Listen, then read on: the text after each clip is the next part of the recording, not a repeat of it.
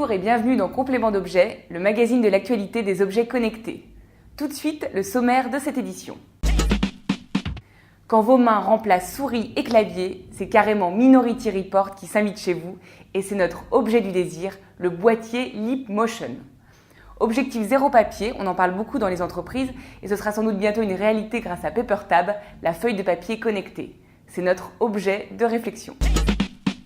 On en parle beaucoup depuis son association avec Asus. Leapmotion a enfin sorti son périphérique de saisie du futur. Ce boîtier USB au design inspiré d'une célèbre marque qu'il ne faudrait pas prendre pour une pomme promet un nouveau mode de navigation uniquement basé sur le mouvement des mains et des doigts. Doté de capteurs capables de reconnaître très précisément les mouvements, il projette un cube de lumière infrarouge invisible de 60 cm de côté, à l'intérieur duquel nos mouvements sont détectés. Si cette technologie existe déjà, la vraie nouveauté réside dans le logiciel développé par David Holtz, cofondateur de l'entreprise, qui génère l'environnement 3D dans lequel nos mouvements sont analysés. Concrètement, nous allons pouvoir naviguer sur notre ordinateur avec nos mains dans une gestuelle proche de celle des trackpads, écartement des doigts pour zoomer, utilisation des deux mains pour se déplacer, tout ça en 3 dimensions. Enfin, si le Leapmotion arrive un jour. Le nôtre est commandé depuis novembre dernier et n'est toujours pas arrivé.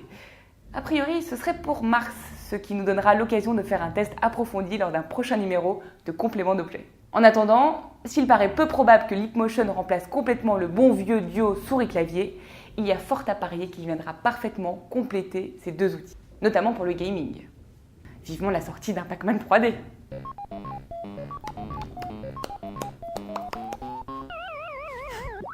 C'est rigolo, Pac-Man.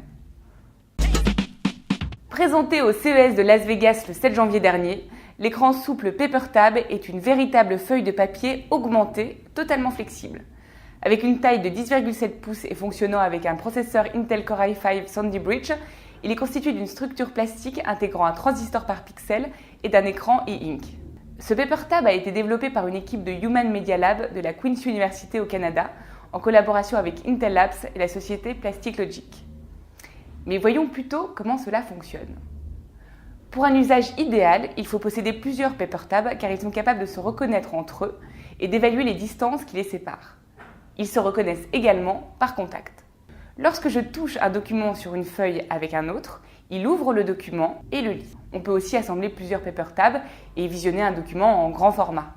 Une autre option, et non des moindres, est rendue possible par le système de Bending Interface. Quand on corne l'angle du PaperTab vers l'extérieur, on passe à la page suivante. Et quand on le tourne vers l'intérieur, on revient en arrière. Cette gestuelle permet également de lire une vidéo et d'envoyer des mails. Pour autant, peut-on l'imaginer dès demain dans nos bureaux ? Non, ou du moins pas en l'état.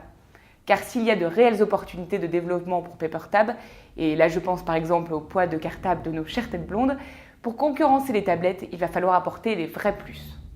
À commencer par être complètement nomade, et non plus relié par ces gros câbles d'alimentation qui, excusez-moi, ressemblent à des bretelles. Ou peut-être proposer un mode d'écriture et de dessin au stylet pour plus de confort. C'est à présent la fin de cette édition préparée par toute l'équipe de Joshfire. Merci de nous avoir suivis et rendez-vous dans 15 jours pour un nouveau numéro de Complément d'objets.